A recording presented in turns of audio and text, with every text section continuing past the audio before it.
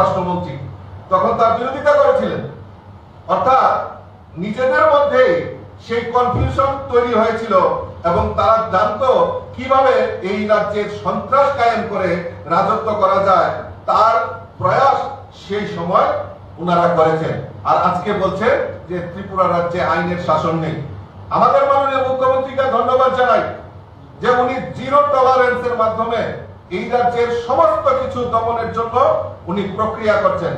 আজকে মুখ্যমন্ত্রী মানিক সাহাজি, উনার নেতৃত্বে সরকার একটা পদক্ষেপ নিয়েছে যে মাফিয়া, জমির দালাল, ড্রাগস, তাদের বিরুদ্ধে জিরো টলারেন্সের নীতি নেওয়া হয়েছে। ইতিমধ্যে আপনারা দেখেছেন যে আজকে যারা মাফিয়া, যারা জমির দালালির সঙ্গে জড়িত, তাদেরকে যে কেউই হোক সমাজে, তাদেরকে রেহাই করা হবে না।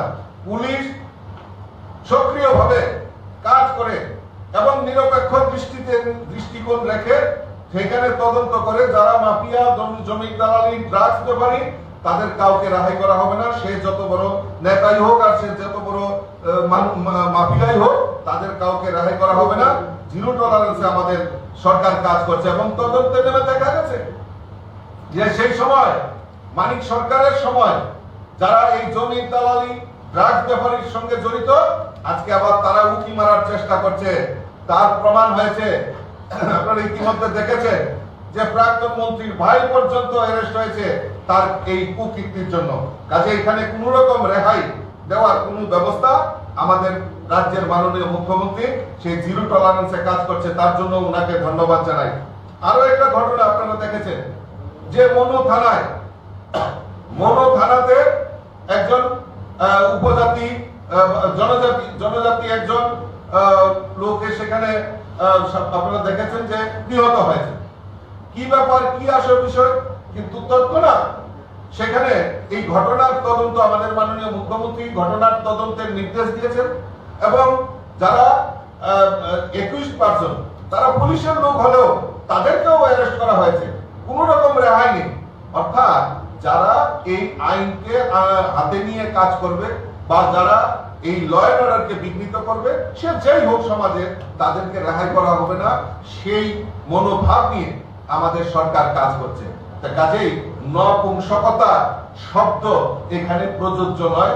এটা মানে উদ্দেশ্য প্রণোদিত ভাবে এইভাবে আমাদের সমাজকে বিকৃত করার একটা প্রয়াস করছে। মানুষ তার উপযুক্ত জবাব সবসময় দিয়ে থাকে, কারণ আমাদের ভারতীয় জনতা পার্টির কার্যকর্তারাও আমরা বিশ্বাস করি যে আমাদের এই যে মানে 25 বছরের জন্য যে পরিবর্তন, কেন পরিবর্তন করেছে?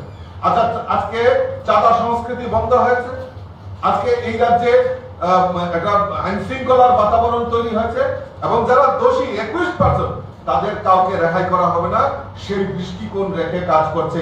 যার ফলে মানুষের ভারতীয় জনতা পার্টির প্রতি আত্মবিশ্বাস এবং এই সরকারের প্রতি আত্মবিশ্বাস এসেছে যে না, এই রাজ্যের পরিবর্তন করে আমরা সঠিক জায়গায় সঠিক দায়িত্ব আমরা দিয়েছি।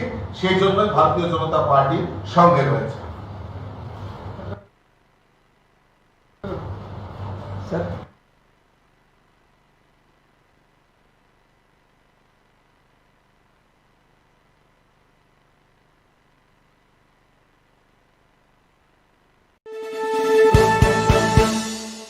আপনি দেখছেন নিউজ নাও, আমরা জানি কোনটা খবর।